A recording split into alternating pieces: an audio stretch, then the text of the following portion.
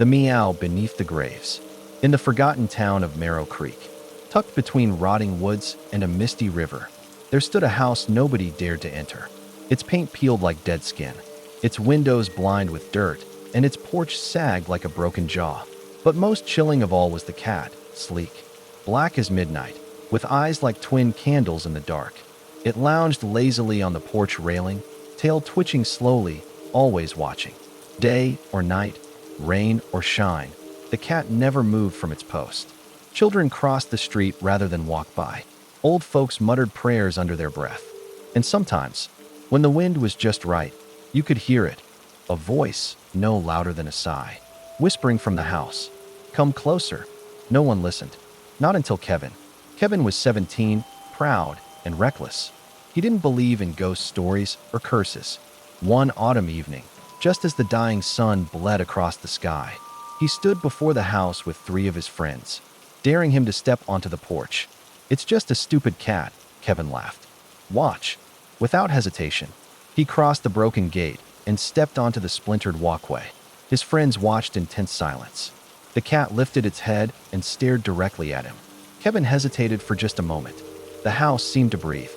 The boards creaked under no weight, and the curtains inside the broken windows stirred, though there was no wind. Still, he moved closer. The cat stood, its back arching slightly. Its tail swayed back and forth like a clock's pendulum. Kevin reached out his hand. "Nice kitty," he whispered. The cat's mouth opened, but it did not meow.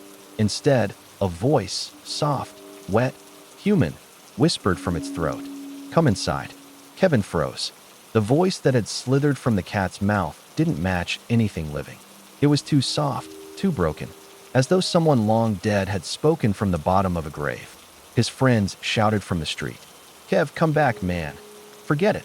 But their voices sounded distant, muffled, like he was already underwater. The cat stepped off the railing and padded to the front door, its body moving in a slow, deliberate sway. The door, heavy, ancient wood, creaked open by itself. Inside was only darkness. And that whisper again, a little louder now. "Come inside." Kevin swallowed hard. His heart pounded against his ribs, but his pride was louder. He took a step forward. The boards groaned under his weight. Another step. The cat disappeared into the shadows, tail curling like smoke. As soon as Kevin crossed the threshold, the door slammed shut behind him with a sound like a gunshot. Panic clawed at him. He spun around, but the door was gone. Not just closed, gone.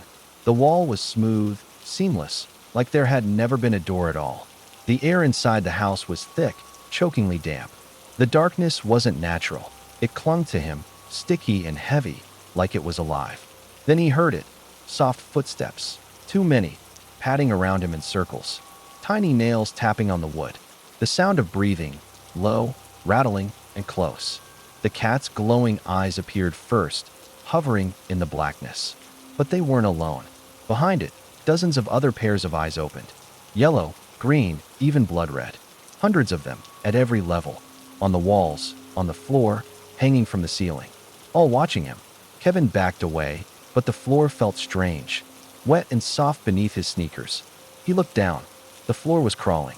A sea of black fur, twitching tails, and teeth too sharp to be normal. Cats. Hundreds of them. But their bodies were wrong. Too long, too thin, twisted into shapes no living creature should have. The cat from the porch stepped forward. Its mouth stretched into an impossible, grotesque smile, and again it spoke. "You're home now." Kevin screamed. Kevin bolted. He didn't care where he was running. He just needed to get away from those things slithering under his feet. From those impossible, grinning cats that watched without blinking. He stumbled through a doorway and into a hallway that twisted and bent like a coiled snake.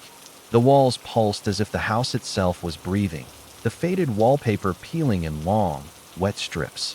Every few steps, Kevin caught flashes out of the corner of his eye, blurred shapes crouching in the shadows. Some looked human, some didn't. "Help me," a voice gurgled from the corner. Kevin turned and saw a boy, no older than himself, crumpled into the wall, his mouth sewn shut with black thread. His hands scratched endlessly at the wallpaper, trying to claw his way out. Kevin stumbled back, his chest heaving. From the ceiling, something heavy dropped behind him, a sickening thud. He dared a glance. It was a woman, her body twisted unnaturally, as if her bones had softened like wax. Her hair hung in matted clumps, and her eyes had been scratched out, two dark holes staring blindly at him. Yet somehow, her lips moved, gasping in a voice that wasn't hers. "Stay, stay forever." Kevin ran again, heart hammering so hard he thought it might explode. Doors lined the hallway, some open, some rattling, some bleeding dark, sticky liquid from underneath.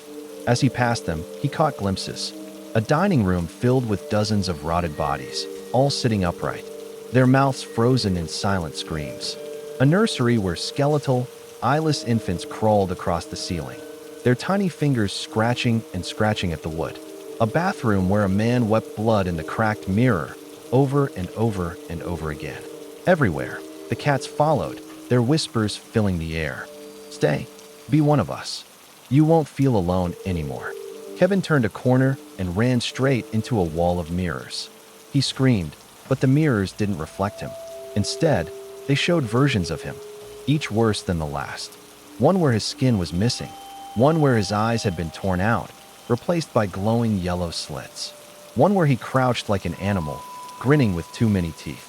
And behind each twisted reflection, the cat from the porch loomed larger and larger, its mouth splitting open wider than should be possible, revealing rows and rows of black, rotting fangs. Kevin slammed his fists against the mirrors, desperate for an exit. The glass cracked, then shattered.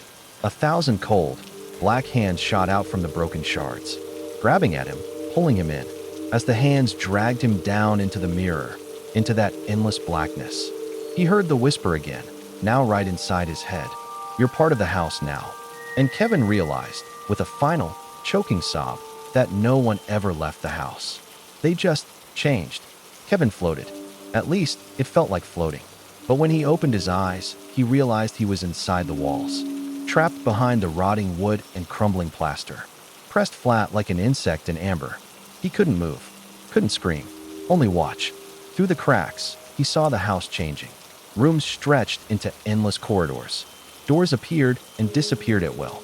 The walls pulsed with wet, sickly life. Faces formed in the wood, screaming, begging, laughing. And at the center of it all was the cat. It sat in the middle of a vast, blackened room, an ancient parlor where the fireplace had long since collapsed. And it grew, its body twisted and bloated, its fur peeling away in places to reveal raw, glistening skin. Eyes opened along its back, blinking lazily. Mouths, human mouths, formed along its belly, whispering in dozens of different voices at once. It started with love, the whispers said. It started with loneliness. Images flooded Kevin's mind, not from his own memories, but from the house itself. A woman, long ago, living alone in the house, forgotten by the town. Her only companion, a black cat she loved more than anything else. When the cat grew old and sick, the woman had begged, prayed, even bargained with things she should never have spoken to. She promised her soul if only her beloved pet would stay with her forever. Something listened. The cat lived, but it changed. It became something else, a vessel, a doorway for the darkness that seeped into the house like a disease. The woman died screaming, her soul devoured by the thing she had called her sweet boy. And the cat remained, waiting, watching, hungry. Every few years, it lured someone inside, someone lonely, someone desperate, and fed on them, adding their souls to the house. Layer after layer, flesh after flesh, Kevin felt the walls around him shift. He saw new faces forming in the wood. One of them was his own, already warped and hollow-eyed. The house shuddered, and Kevin realized he wasn't dead. No, he was alive, trapped forever inside the marrow of the house. A whisper among countless others. Outside, on the porch, the black cat settled back onto the railing. Its yellow eyes blinked slowly, patiently, waiting for the next visitor. 3 days after Kevin vanished, his friends came back. They hadn't meant to. They told themselves it was just to look around, to prove he was fine. But deep down, guilt gnawed at them, guilt, and a strange pull they couldn't explain, like invisible strings tugging them back to that rotting house. The sun was setting, bleeding red across the sky, when they stood before it again. The black cat was there on the porch, tail flicking lazily, eyes half-lidded like it had been waiting all along. "Maybe he's inside," Mark said, voice cracking. "You're crazy if you think I'm going in there," Danny snapped. But even as she said it, her foot slid toward the broken gate. The cat opened its mouth, and in a voice that was almost Kevin's, it whispered, "Help me." Mark gasped. "Did you hear that? It's him. He's still alive." Before anyone could stop him, he ran toward the house. The others screamed for him to come back, but it was too late. The cat stood, and the door swung open on its own. Mark disappeared inside. The door slammed shut behind him. Silence. Danny and Chris stared at each other, terror freezing them to the spot. Then, from the porch, came a low, wet scratching sound. They looked down. The porch boards were splitting open, like lips pulling back from teeth. And from between the cracks, black, skeletal fingers began to reach upward, dozens of them, clawing hungrily at the air. The cat hopped off the railing and padded toward them, moving with jerky, unnatural motions. Its yellow eyes locked onto Chris first. "You left him," the cat whispered, but it wasn't Kevin's voice anymore. It was something older, hungrier. The ground under their feet broke open, revealing a pit that seemed to stretch forever downward, full of faces, writhing, howling, gnashing teeth. Kevin's face was among them, barely recognizable, his mouth torn open in a silent scream. Danny and Chris ran. They didn't look back, not even when they heard Mark's voice calling after them, begging, pleading, from somewhere deep inside the pit. They ran until the house was swallowed by the night, until the mist of Marrow Creek hit it once more. But they would never be free. For days afterward, they heard scratching at their windows, whispers at the foot of their beds, and sometimes, when they looked into mirrors, they saw not their own reflections, but Kevin, his face pressed against the glass, mouthing 3 silent, cursed words. "Come back inside." Danny and Chris thought they had escaped. For a while, life felt almost normal. They avoided each other, avoided talking about that night. But the nightmares never stopped. Every time they closed their eyes, they dreamed of the house, but it was different now. It had grown taller, impossibly wide. Swallowing the sky, the black cat stood at the highest window, staring down at them with hollow, burning eyes. And in their dreams, they always heard the same whisper, "You can never leave." It was Chris who noticed it first. Walking home from work one evening, he found a small black cat sitting on his porch, staring at him. Not the same one. This one was smaller, its body twisted in strange ways, its fur patchy and falling off. But its eyes were exactly the same. Yellow, burning. When Chris blinked, the cat was gone. But when he stepped inside his house, he realized something was horribly wrong. The hallway seemed longer. The lights flickered, though the power was fine. And the walls breathed when he wasn't looking. At first, he told himself it was just guilt, just trauma, until he found the door. A door that hadn't been there before, a heavy, rotting thing at the end of his hallway, with a brass knob tarnished black with age. From behind it, he heard Mark's voice. "Chris, please, help me." Chris backed away, heart slamming against his ribs. He tried to leave, but when he turned around, the hallway stretched on forever, lined with hundreds of identical doors, each one oozing black liquid from the cracks, each one whispering in dozens of broken voices. He wasn't in his house anymore. The house had come to him. Meanwhile, across town, Danny faced her own horror. Her apartment shrank each night. The walls closed in, the windows grew smaller, the sky outside turned darker. Scratches appeared on her doors and windows, long, deep gouges that bled thick, black sap. The floorboards groaned under unseen weight, and every mirror in her apartment began to show the same thing. Her reflection, except it wasn't her. It was something hollow. Its eyes burned yellow. Its smile was a gaping, torn open wound. Then the black cat appeared at the foot of her bed. This time it spoke without even opening its mouth, the words seeping directly into her skull. "You belong to the house."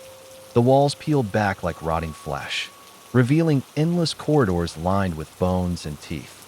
The ceiling split open, and black, rotting hands poured out, grabbing her, pulling her under. No matter how she screamed, no one heard. Because in the real world, her apartment stood dark and empty, her body already twisted into the walls, her soul feeding the house. Chris, desperate, managed to pry open one of the doors in his endless hallway. Behind it was Marrow Creek, or what was left of it. The town was dead. Houses twisted and melted into one another. Streets cracked open like broken ribs. The river ran black with blood, and everywhere, standing on rooftops, crouching in windows, swarming like insects, were the cats. Thousands of them, each one bearing a human face stretched tight across its skull, each one whispering. And in the center of it all, towering above the ruin, stood the true house, a massive, living monument of rotted wood and bone, forever growing, forever feeding. Chris dropped to his knees, sobbing. There was no escape. The house wasn't in Marrow Creek anymore. Marrow Creek was inside the house. And now, so was he. As the doors around him swung open and the black sea of grasping hands swallowed him whole, Chris heard Kevin's voice, soft, broken, and horribly close. "We told you. No one leaves."